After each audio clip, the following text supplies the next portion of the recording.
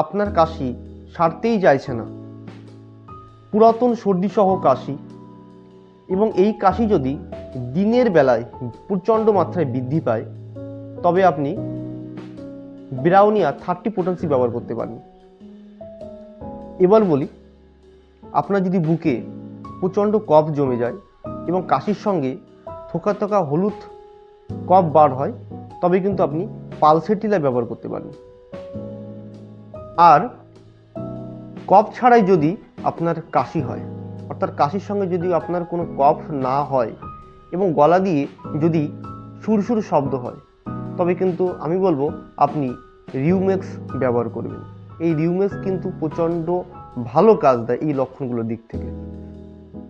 এবার বলবো যে লক্ষণের কথা, সেটি হলো যার শ্বাসকষ্ট আছে এবং কাশতে কাশতে বুকে হাঁপ ধরে যায়,